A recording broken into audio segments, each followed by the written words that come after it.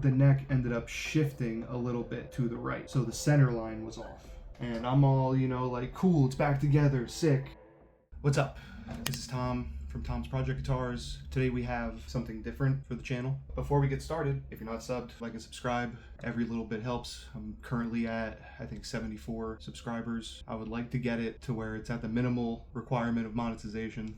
That's, always the dream, right? But yeah, so if you don't know me, I'm Tom. I'm a self-taught guitar tech, wannabe luthier from New Jersey. Been doing it since around 2017-ish. My YouTube channel is just documenting guitar projects that I work on, random stuff. But yeah, so this is a different type of video, mostly because this video is a horror story, I should add. It is about a repair that I did back in, I think it was the pandemic time. I can't remember, but it was easily 5 years ago. But why I want to bring it up is because the guitar is here for some work. It is a SG style kit made by, or I should say finished and assembled by a local musician by the name of David. Hello, David. I don't know if you're watching, but hi.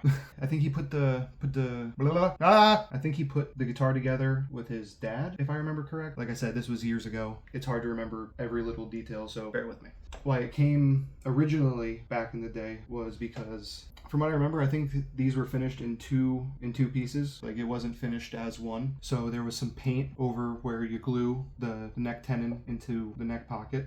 So the glue obviously started failing because you can't glue paint to paint. You can glue wood to wood, but you can't glue paint to paint. So the neck was coming off. He was just like, yeah, I just want to get the neck glued on. But then once he told me, because I asked him if it was finished in two pieces, I think, and he said yes. So I was like, all right, well, the neck has to come off because I have to scrape off all the paint. So flash forward, I got the neck off, no problem. It was a little bit wobbly in the neck pocket, which, I mean, he said this was a cheap kit, so I'm not surprised. But yeah, so we continue. I got all the paint off of every glue surface. I glued and clamped it up. No big deal, like I do every time. I check the string alignment from saddle to nut, making sure we're all good. Everything was great, other than, the neck pocket being loose. I didn't add any wood shims. It was early on in my guitar repair era. I did a lot of setups and like some fret work, taking care of like, buzzy frets, wiring in new pickups or like a new switch or something. This was like one of the first wood repairs that I've done. So I was very stressed about it. I've dealt with anxiety my entire life. I'll stress about any little thing.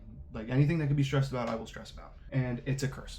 It's not a gift, but yeah. Flash forward, I clamp the neck up, I check everything, we're good, I put it down, and I walk away for like 2 or 3 days, let the stuff cure. But in those 3 days, because of the neck pocket being loose and me being a bit of an amateur at the time, I didn't, rebuild the neck pocket or anything. I didn't shim it with wood shims like I should have. The neck ended up shifting a little bit to the right, so the center line was off.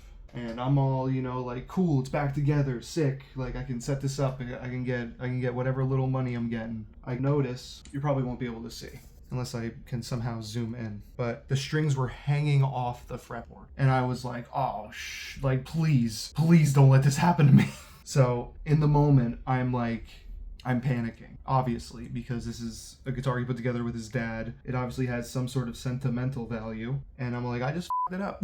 And at the time, I could have easily pulled the studs from the bridge and the tailpiece, plugged them with a dowel, moved it over like whatever it is, like 1/8 of an inch, and just re-drilled the holes, strung it up, it would have been fine.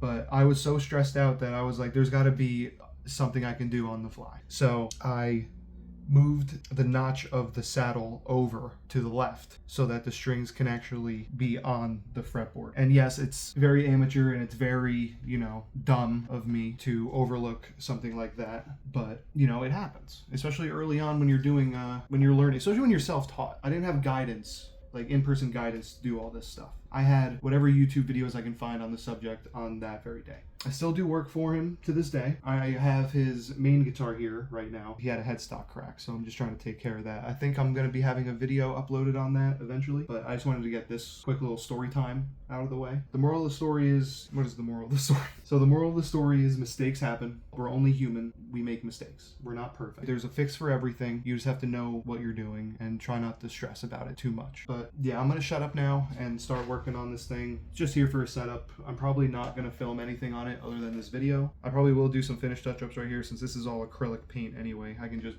and it's, obviously it's not the best finish. I'll probably put a little blue right there or purple, whatever the hell this is, try to color match as best as I can just to blend it in. But it's still holding 5 years later, whatever.